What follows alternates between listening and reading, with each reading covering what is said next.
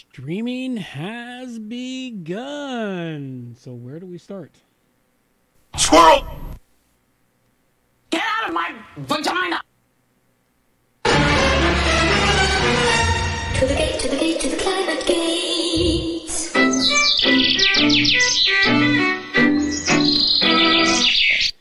I wish first off to thank the No Agenda Show, No Agenda Podcast at noagenda.com for use of the sounds. Thank you very much to the No Agenda Show because they got some fantastic sounds, which I'll play randomly throughout this. This is a new weekly segment from the Rogues Tavern, and this weekly segment will be, well, something of an enigma. I'm going to be reading from a book I found in an antique gallery. This book here is called The Standard Dictionary of Facts. It was originally published in 1908. The version I have was published in 1916. So these are facts put down in book form that are 102 years old. Will they have any impact on our world today? We shall see as we go through all of this. And to add fun to the fire, I am slightly inebriated, meaning, for those of you that don't understand English, that's drunk. So we're just going to have a little fun with this. Let us start here today with the editor's preface. Need more beer. All right. In the year 1900, the editor of this volume presented to the public a more or less comprehensive book of general information, the Century Book of Facts, which has since found a place in upward of 500,000 American homes. Can you imagine that for 1908? 500,000 homes? That's a lot of people. This immense circulation would seem to be conclusive that a work of this type meets with the intelligent approval of a large contingent of the book-buying public. There is additional evidence, however, that the demand for comprehensive, concise, reliable, up-to-date books of reference and instruction in almost every department of knowledge is becoming more insistent, and it is a consequence of this demand, as well as the desire of the editor to enlarge and improve and standardize his original plan, that the present work has been prepared. So he might have actually done this in 1900. Wow, that's still impressive. The present work has been built entirely anew, guided by the defects and limitations of other books or references, to be sure, but chiefly in the light of the advances of the last 8 years. It is divided into 10 books, covering the entire range of general knowledge, so classified as to bring to the reader or consulter the essentials of many diverse subjects in the most direct and expeditious manner. Numerous tabulations have been introduced, which in themselves will be found valuable substitutes for volumes, even among the same lines. All right, we'll leave that there. We'll come back to the editor's preface in another version of this. Now, we're going to cover over real quickly and briefly what the table of contents are. The table of contents covered in this book. Table of contents, the first book is history. The second book is language. The third book is literature. The fourth book is biography. The fifth book is geography, travel, and architecture. The sixth book, government and politics. The seventh book, industry, invention, and commerce. The eighth book, science, education, and religion. The 10th book, miscellanea. In other words, miscellaneous crap. Bullshit.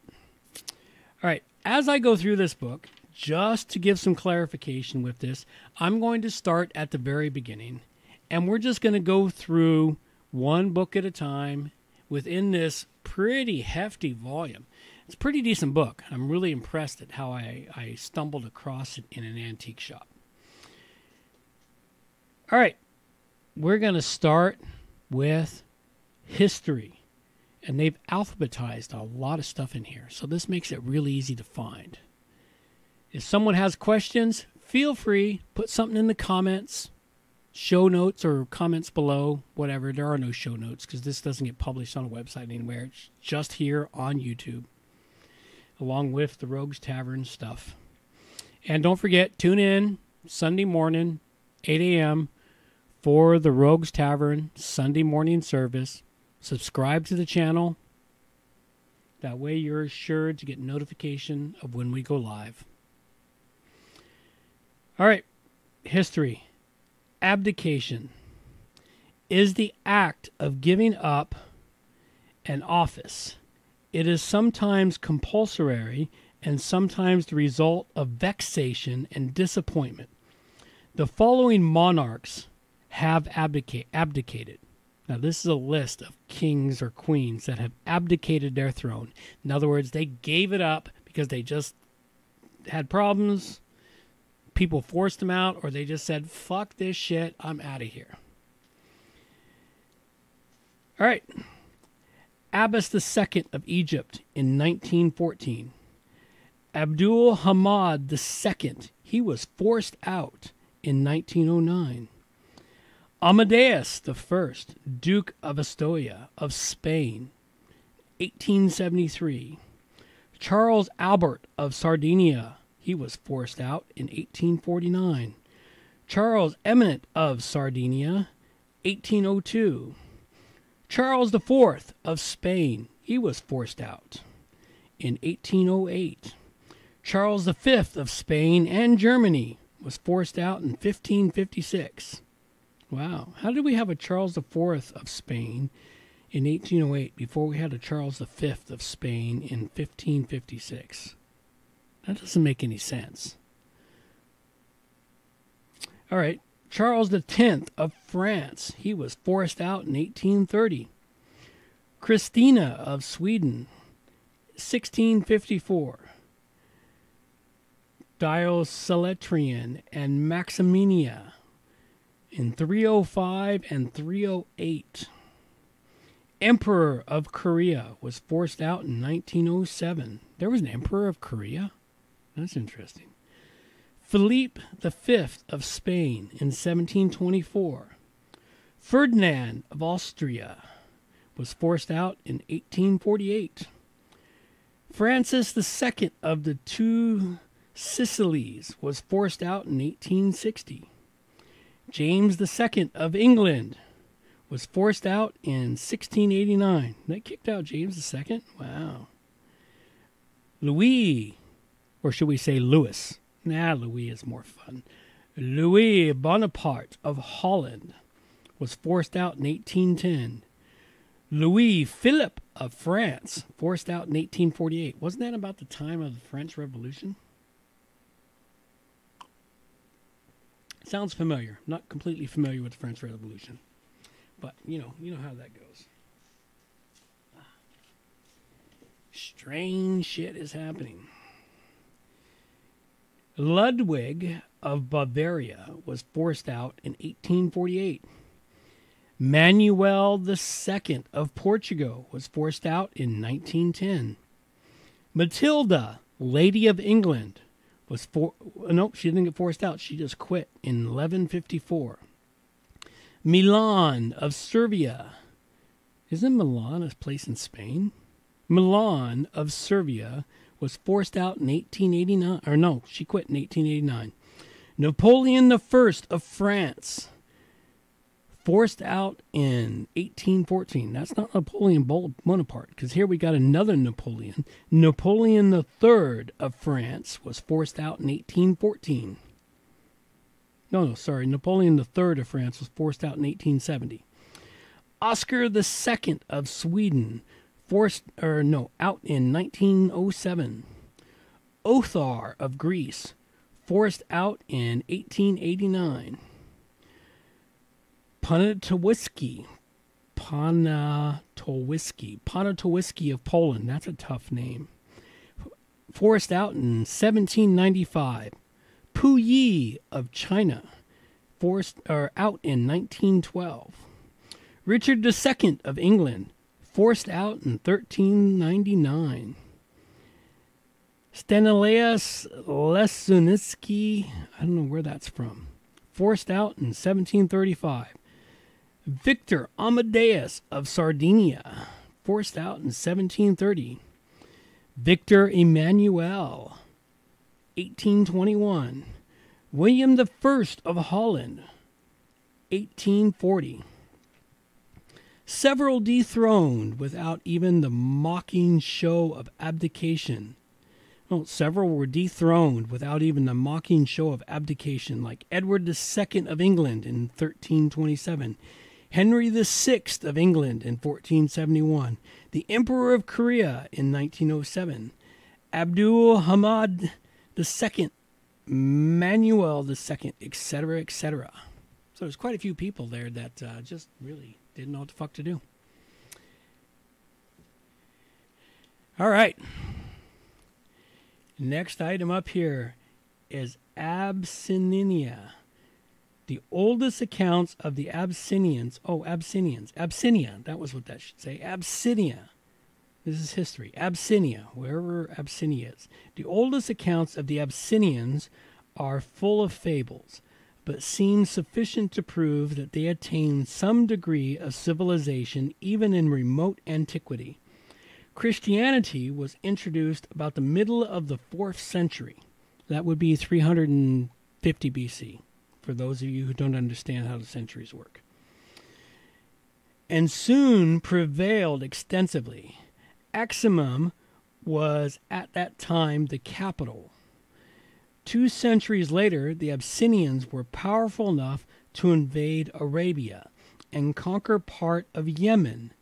In the 10th century, a Jewish princess overthrew the reigning dynasty, the surviving representative of which fled to Shoa.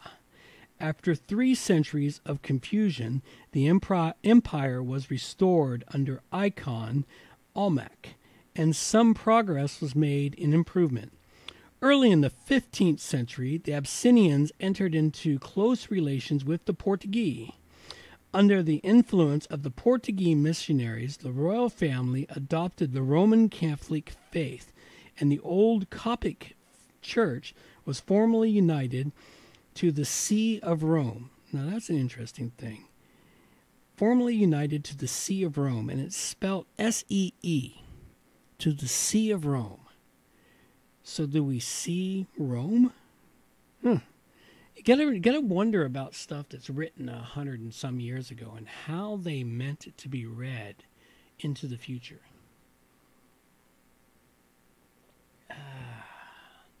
Beer. That luscious ingredient made from hops and water and hops, water, barley, and yeast. Truly nectar from the gods. Okay. The people and ecclesiastics ostensibly resisted the innovation. That was an innovation to change their church to Catholic. That was an innovation. Okay. The emperor gave way, and ultimately in 1632, the Romish priests were expelled or put to death. Yay, good for them, killing the Romish priests.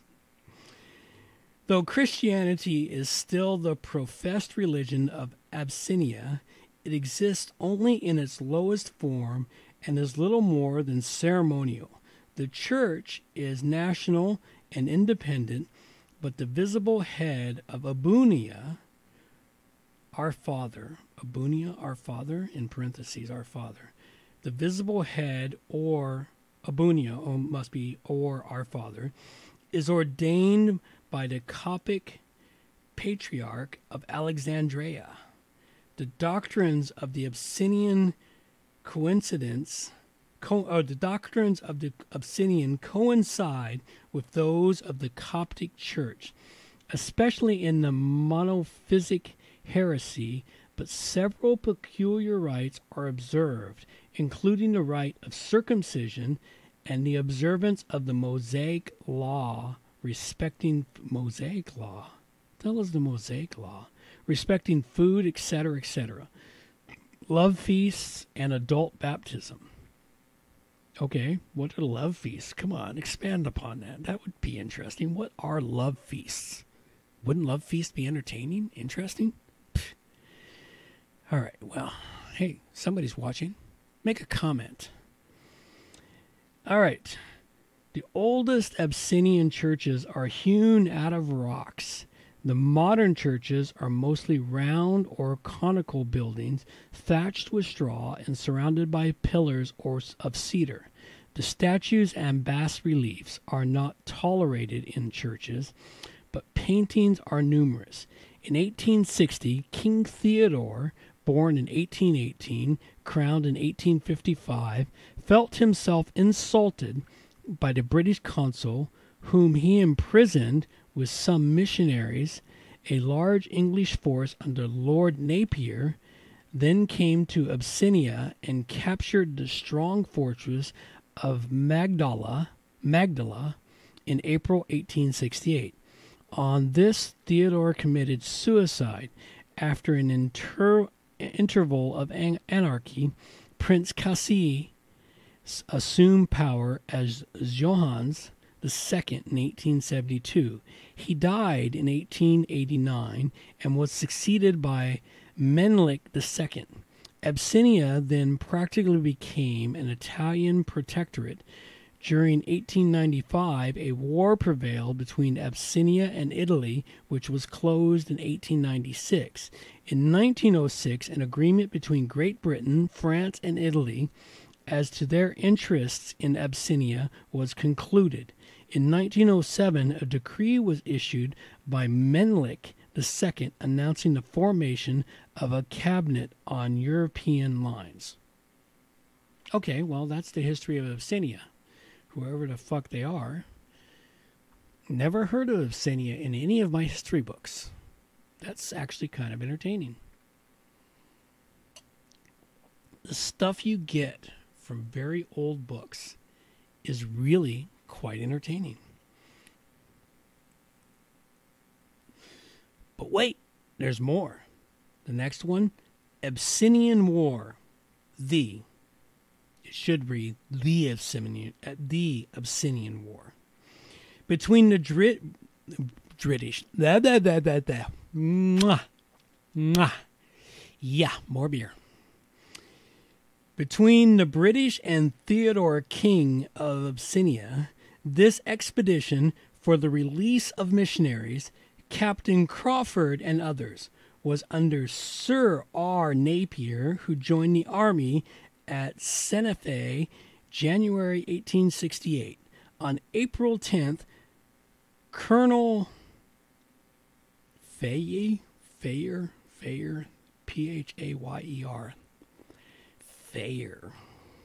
Colonel Phayer defended Theodore at Magdala, which was bombarded and taken on April 13th. The return of the British Army commenced April 18th, 1868. Okay, that was pretty fucking brief. Didn't explain a hell of a lot, did it? All right, I didn't say all the facts in here were really, truly understandable, considering it is now 2018, 100 years later, 2018. This is a book that has some history going back a while. All right, next item in here.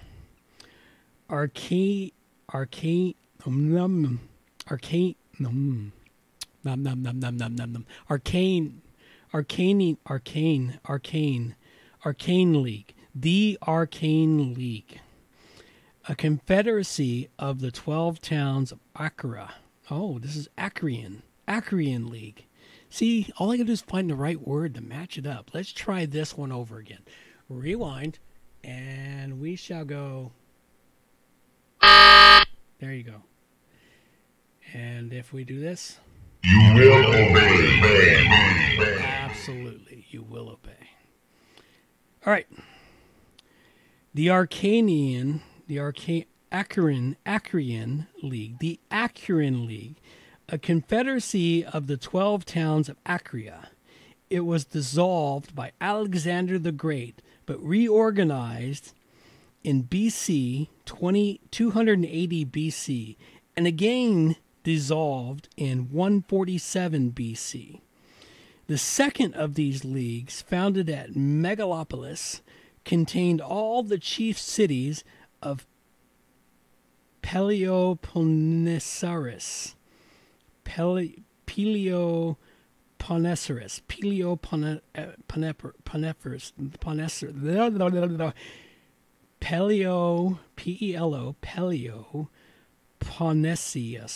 Ponnesus.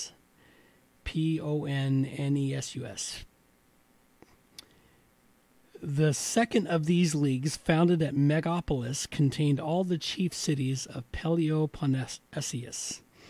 It contended with the Macedonians and the Romans for the liberty of Greece. But being beaten by Sarcophenia, by Metellus, and at Lecopteria by Mummius. Wow. I'm fucking mangling these words big time. Big time am I mangling them. It dissolved soon after the taking of Corinth. Now, I know Corinth. Corinth is a city mentioned in the Book of the Law. The 12 cities of Achaea,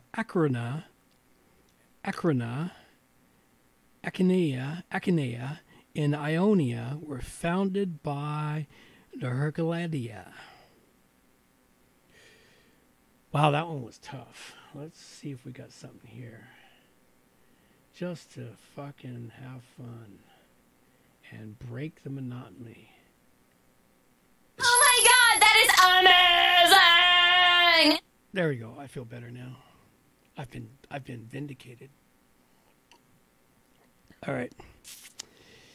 Shall we rock on here and move along to the next item?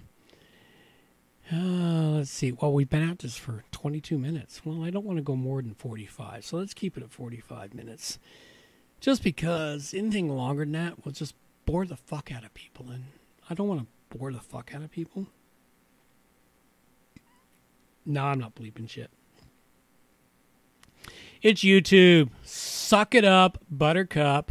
Pull up your big boy panties or your big girl panties, whatever it takes. Oh, dear God. How did he manage to do that? Oh, no. All right, fuck it up. Somebody's still watching? That couldn't be me. I'm not on there. Somebody else is tuned in for some other strange reason. Definitely not me. So I'm not watching on another thing. All right.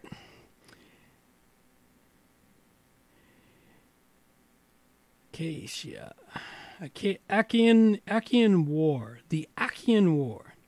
Roman ambassadors at Corinth enjoined dismemberment of the Achaean League and are insulted. Oh my God, they're insulted. How could they be insulted? They were insulted because they enjoined dismemberment of the Achaean League and are insulted. This was in BC 147. This is before Christ even came into existence. Christolos, general of the League, at once besieged Herculaneum in BC 146, but was defeated. Oh my God, he was defeated by Sarcophenia, by Metellus, and slew himself. Dionys, successor of Critolus, was defeated at Lecopteum by Mummius in BC 146. Corinth was then destroyed. Oh, they must have rebuilt it because it still exists, I think. And all Greece was erected into a Roman province in September 146. Archaic War. The Archaic War. This arose out of the rupture between Octavian and Anthony, two of the triumvirs in BC 33. Octavian declared war against Cleopatra, Queen of Egypt, and defeated Anthony at Actium, the 2nd of September BC 31. Both Cleopatra and Anthony killed themselves. Oh my God. That was devastating. Alexandria was taken by Octavian August 30th in BC 33, and Egypt was made a Roman province in BC 30. Which is really a shame because, well, the greatest library in the world used to exist at Alexandria until they burnt it to the ground. And you can blame the fucking Romans for that, those douchebags. Aetolian Confederacy. The Aetolian Confederacy. In 323 BC, called into existence by the Lemnian War, the states used to assemble annually in the autumn at the Therium, and the assembly was called the Panathenaion. 189 BC, the Aetolian states were subjected to the Romans. The object of the Lemnian War was on the death of Alexander the Great to liberate Greece from Macedonia. The Athenians were the principal insurgents, but were defeated in 322 at Cranon by Antiphar. Aethonian League, the Aethonian League. Aethonia joined the Greek confederates in the Lemnian War in 313 BC, but the Aethonian League rose into no great prominence till the Macedonian War in 214 BC, when Sparta, Sparta's in the mix now, when Sparta joined it, and it became the antagonist of the Arachnean League, which sided with Philip V of Macedonia. It was the unwise policy of the Aethonian League which made Rome master of Greece. Well, there you go. You blame the Aethonians for fucking up Greece and giving it to the Romans. All right, that's enough of those ones. Where shall we go from here? Oh, where shall we go? We shall go.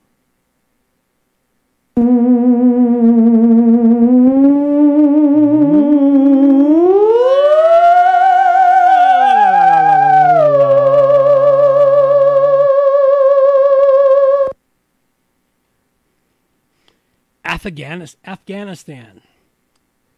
Now, everyone knows about Afghanistan in 2018. I mean, after all, the U.S. is occupying it. The poppies are flowing. The heroin's coming out of there. Hey, all is well in Afghanistan. Let's find out about Afghanistan 100 years ago. And this is a pretty long section. So we'll read this and we might call it quits at the end of this for tonight. But let's read Afghanistan 102 years ago as put down in this book of facts. All right, here we go. Afghanistan. The history of Afghanistan belongs almost to modern times. The collective name of the country itself is of modern and external origin, Persian. In 1738, the country was conquered by the Persians under Nadir Shah. On his death in 1747, well, he didn't live very long after he conquered it, did he? Only 9 years. Ahmad Shah one of his generals obtained the sovereignty of Afghanistan and became the founder of a dynasty which lasted about 80 years. Well, we know it's still there. At the end of that time, Dost Muhammad, the ruler of Kabul, had acquired a preponderating influence in the country. On account of his dealings with the Russians, the British resolved to dethrone him and restore Shah Shuja, a former ruler, in April 1839. A British army under Sir John Keane entered Afghanistan, occupied Kabul, and placed Shah Shuja on the throne, a force of 8,000 being left to support the new sovereign. Sir W. Macnaghten remained as envoy at Kabul, with Sir Alexander Burns as assistant envoy. Interesting. The Afghans soon organized a widespread insurrection which came to head on November 2nd, 1841, when Burns and a number of British officers, besides women and children, were murdered, Macnaghten being murdered not long after. The British leaders now made a treaty with the Afghans, at whose head was Akbar, son of Dost Muhammad, agreeing to withdraw the forces from the country, while the Afghans were to furnish them with provisions and escort them on their way. On January 6, 1842, the British left Kabul and began their most disastrous retreat. The cold was intense.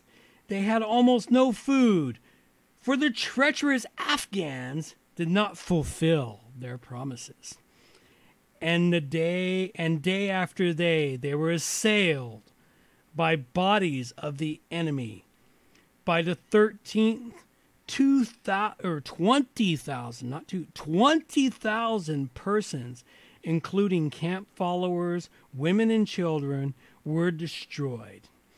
Some were kept as prisoners, but only one man, Dr. Bryden, reached Jalabad, which, as well as Kahandar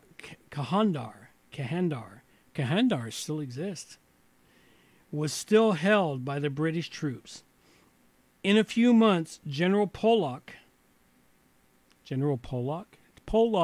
he's a Pollock. Sorry, no, that's a sidetrack. Meaner, Pollock. If you're white, you're a racist. If you're male, you're a pig. If you're cis, you are privileged. Skin is shaming if you're big. And if you're straight, you're homophobic. Heaven help if you're wrong. So don't have an opinion and just do what you're told. All right, we lost it. Hey, we lost our listener too. Oh well, sucks to be them. Eventually, I'm pretty sure this channel will have loads of people watching. This is the entertainment in the beginning. You may have to come all the way back here to find it. All right, back to General Pollock. In a few months, General Pollock, with a fresh army from India, retook Kabul and soon finished the war. Shah Shuja having been assassinated, Dost Muhammad again obtained the throne of Kabul and acquired extensive power in Afghanistan. He joined with the Sikhs against the British, but afterward made an offensive and defensive alliance with the latter. He made an offensive and a defensive alliance with the latter. Now that's interesting. He died in 1863, having nominated his son, Sher Ali, his successor. Sher Ali entered into friendly relations with the British, but in 1878 having repulsed a British envoy and having refused to receive a British mission, a Russian mission, being meantime at his court. War was declared against him, and the British troops entered Afghanistan. They met with compulsory little resistance. The emir fled to Turkestan,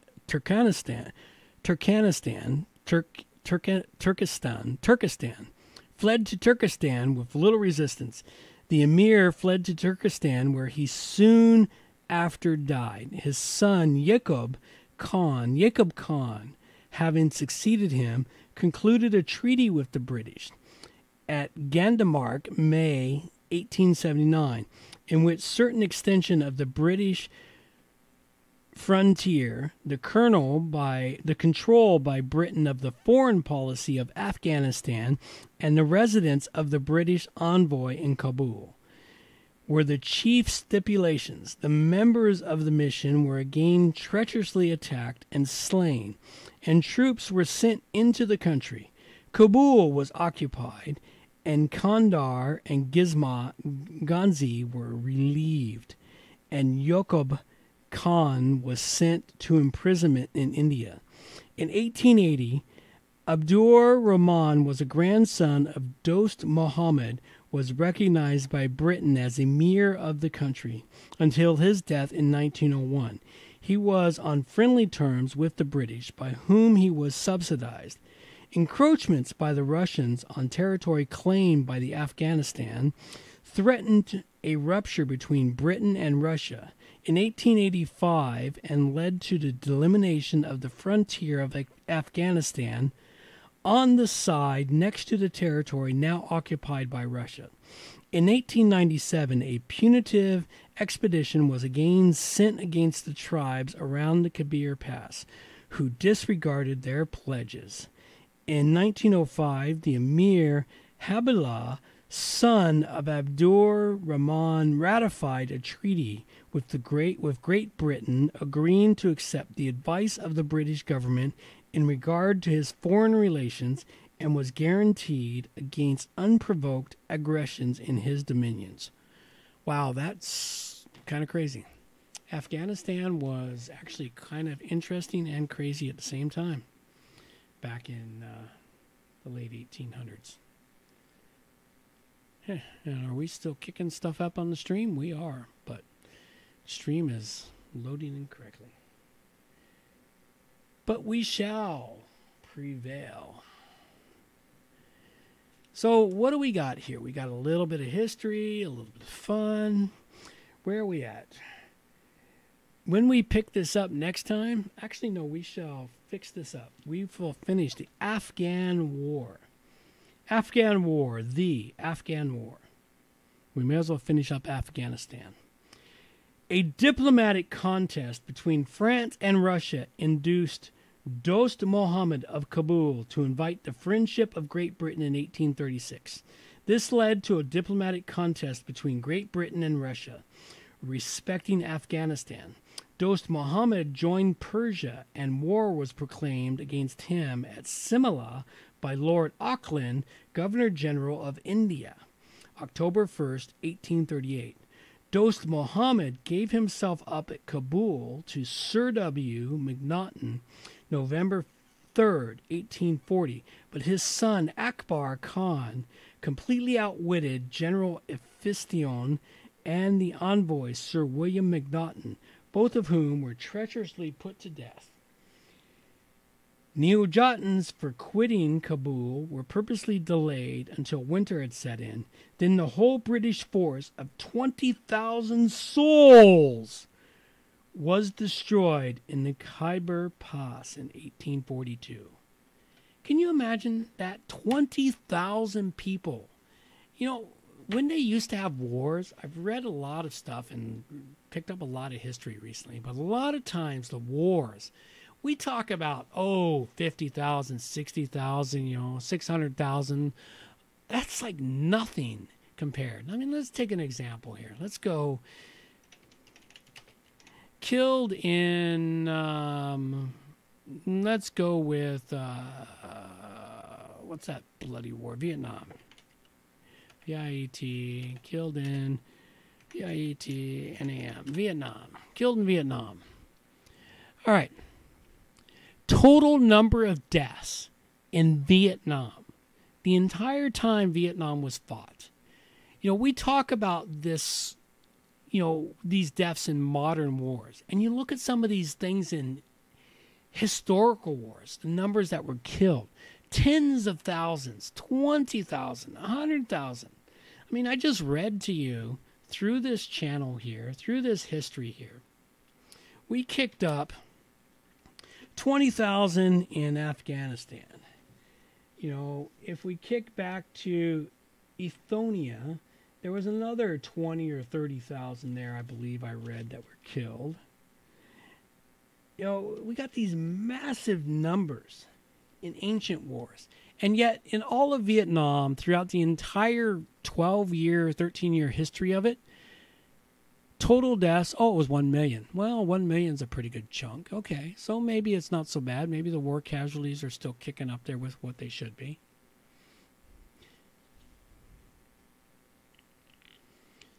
282,000 Allied deaths, military deaths, 444,627. Yeah, well, what can we say?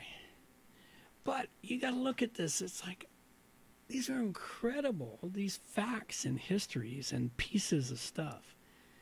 When we pick this up next week, as I shall pick this up next week, we shall pick it up with the African War.